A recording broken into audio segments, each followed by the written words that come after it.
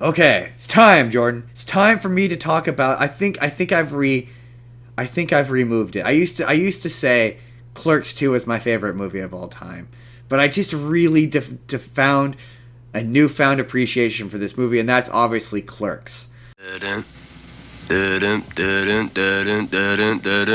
Salsa shark.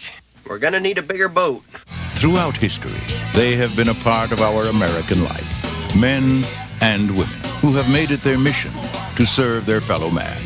They've worked hard enough. Isn't it time they had their own movie? Clerks.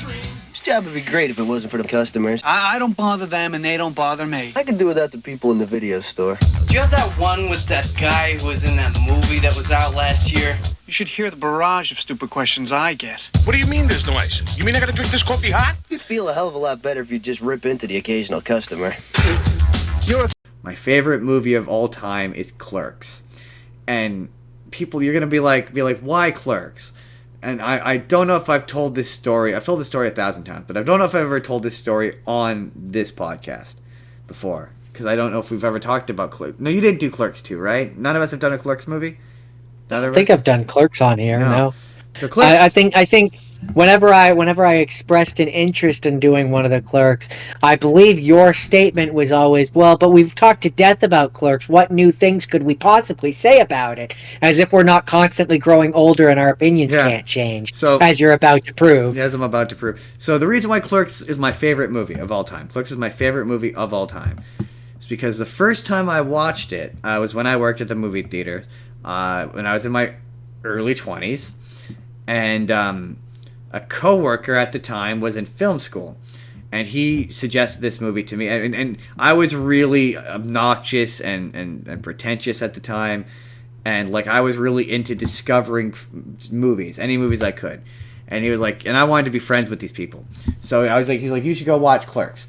So I watched Clerks, and this movie blew my mind the first time I watched it, because it was the first time that movies were about people like me.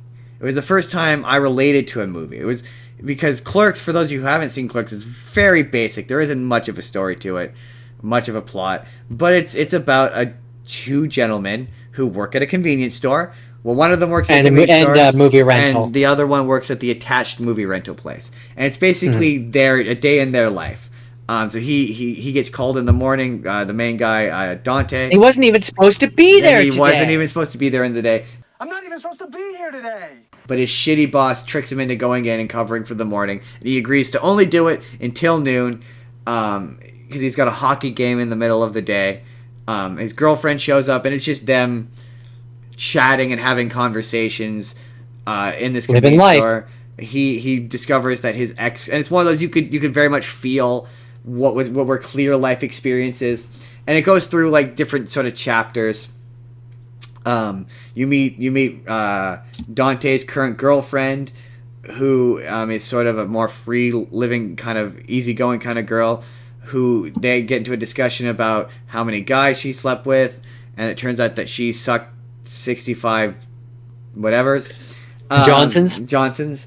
And he gets really upset and offended by that, and he's still pining for this one girl who he's been talking with her, like having conversations, and he thinks they're just friends.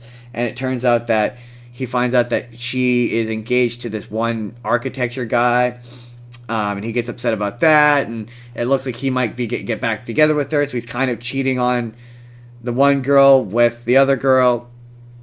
And yeah, Randall is there, and he's just a nuisance. He's causing troubles with the store owner, like or the customers. He doesn't show up to work on time, and when he is in the store, he's giving the customers the business. And but the reason why I related to this so much was it was like describing my life, and it made movies approachable.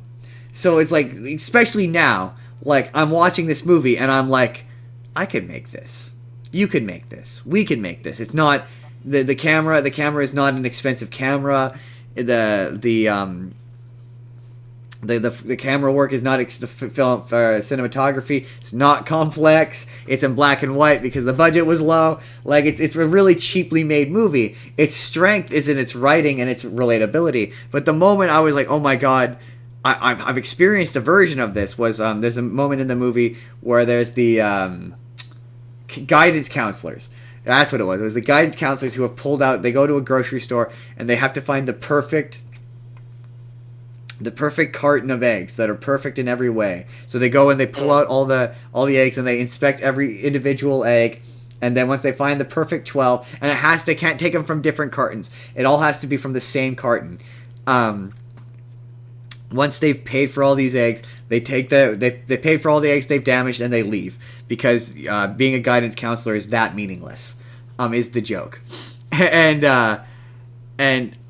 when I worked at the movie theater, we used to have where we sold pizza, and there was this cabinet where you could buy individual slices of pizza. And there was this guy, he'd come in, and he'd like slap his hands on, and he'd look for like 10 minutes for the perfect slice of pizza, and it just reminded me of the guy in Clerks. So I was like, yeah, it makes me think of the guy in Clerks. And I used to say Clerks 2 is way more relatable because I worked more directly in fast food. But there's a really funny section. Since I said that, I have worked at a convenience store, or as one half of a convenience store. So, like, there's a whole section in this movie that's just dedicated to stupid customer questions. And just, like, ridiculously stupid, irritating, and annoying questions. And I'm like, I've done this for almost 20 years now. I've heard all of these questions multiple times, and I just found it so much funnier this time, where I was like, oh my god, like, I've had one of these stupid questions just last week. And yeah, it was like, yeah, I've like the having me and my friend Duncan just having a conversation that you should not be having in front of a customer, or like my other favorite bit is where they're talking about the Death Star. They're like, the first Death Star, it's all dignitaries and diplomats on it. When that gets blown up, that's whatever. But like, they were mid building the Death Star, or the second one. Like, those guys didn't know what they were like. What about all the construction guys, all the guys building the Death Star? It gets blown up while it's mid construction. Like, that's not fair to those guys, right? And then the guy walks up. He's like, well, actually, I'm a contractor, and I had a friend who did construction for like some random gangster, and like he got shot up while he was doing it. So I can say that with reasonable comfortable like certainty that those contractors building that Death Star, they absolutely fundamentally knew the stance they were taking. It's just like yeah, I've had conversations. That's what this whole show is built on, is conversations like that. Yeah. I mean, just look at Andor. Yeah, exactly, right? Like, this entire show is constructed about having stupid conversations like that. So I'm like, yeah, this thing is so relatable, and it's so well written, and like, yeah, it's so clever, and it so would not happen today. But yeah, it's easily my favorite movie of all time. I never get tired of watching it, even when I'm like, oh man, this might be a little slow, but no, it's nice and short. Also, do you know about you've seen Clerks 1, obviously, yes, right? Yes, of course I have. Do you know the alternate ending? I don't think so. We'll end this on the alternate ending. The alternate ending of Clerks is I can't remember how it ends now, but originally how it ended was a mugger or a shop or robber comes in and shoots Dante, and Dante dies. And then, that's dark. And then Silent Bob comes in and steals a pack of cigarettes and leaves. And that was changed. Kind of glad they didn't do that. Yeah, they changed it because they felt it was too dark. I can't remember if it was at a test screening or whatever. But yeah, the joke being that it's supposed to follow up the conversation Dante and Randall have earlier in the movie, where he asks, Randall asks Dante, what's your favorite Star Wars movie? Or Empire or Return of the Jedi, because this movie comes out before the prequels. That's the other funny thing, is there's a lot of, like, in Mallrats, there's a lot of moments where he's talking to Stan Lee, and, like, he doesn't recognize what Stan Lee looks like initially. Yeah, because it's before all the dozens of cameos. Right, it's before he's really well known, same with comic books. This is before the MCU, and so there's a lot of kind of funny fortune-telling references. But yeah, so this guy, so he's like, what's your favorite Star Wars movie? He's like, Empire, because Empire has the down ending, because that's all life is, a series of down endings. And that's supposed to be a joke on that, where it's a down ending. It's a series of down endings, but I guess it was 2 down.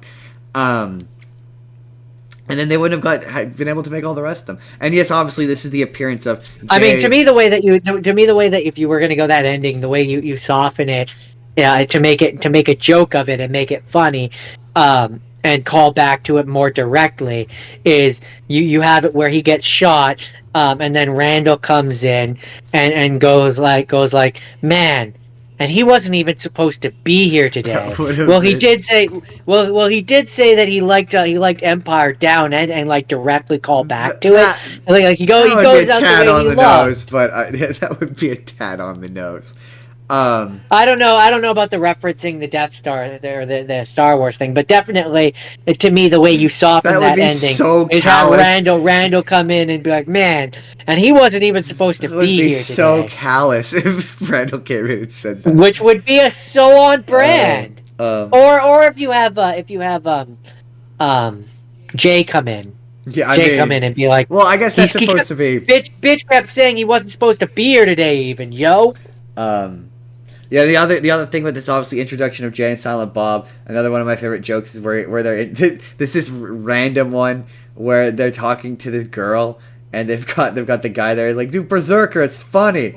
Ba da ba da da da da Berserker. It's funny every time. But that funny bit about that, there's a bunch of scenes of Jay and Silent Bob dancing like really well, and when they were shooting it.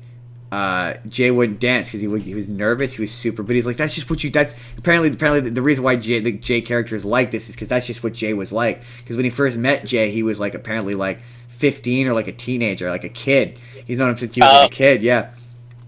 And so it's like, yeah, you just gotta like dance like you normally do. It's like, I'm not doing it. So they had to like wait till the very end of the day, completely clear the set, and then do it when just turn the camera on and go and do it when nobody was around. Because otherwise, he got too self-conscious. Yeah, he would get too self-conscious, which is why all of the dancing scenes take place at night. And I want to mention the budget because it had like nothing for a budget. It had nothing, and the amount of money it made is obscene. But yeah, it easily my favorite. It's my favorite movie. It's my favorite movie because it's the movie that made me love movies. Like, it's the movie that made me love talking about movies. It's because that was like, yeah, the movie making procedure, the whole process of it, just the whole existing in that universe. It's the reason why I want to exist in that universe. So yeah, so the budget was $27,575 Wow. And it was $230,000. Less than $100,000. Wow. Yeah, $230,000 in post production, and it made $4 million. But shit like that doesn't happen anymore. Like in today's Hollywood, everything's got to make multi-billions, and it's like, no, man. Like, we need to bring back the like $5 million budget movie with modest budget movie that makes, or like $1 million movies that make $30 million. Like, I think that is what's gonna save Hollywood, is movies like Kevin Smith. Anyway, that's Clerks. Hey there, everybody. It's N-Card Justin here. So yes, this is my favorite movie of all time. Let me know down in the comments down below. What do you think of Clerks? I'm sure you're probably going to tell me why I'm wrong for thinking this is my favorite movie of all time. But it is my favorite movie of all time. But if you would like to see the full podcast that this video is from, you click the box on the left. That's going to take you to our Pick a Director episode where I talked about the works of Kevin Smith. Jordan talked about the works of Ron Howard. Or you click the box on the right, and that's going to take you to a random video that YouTube thinks you're going to enjoy. Hit that subscribe button if you haven't already. We put new videos out every single day, 7 days a week. And leave us a like if you could. We'll see you all in the next video.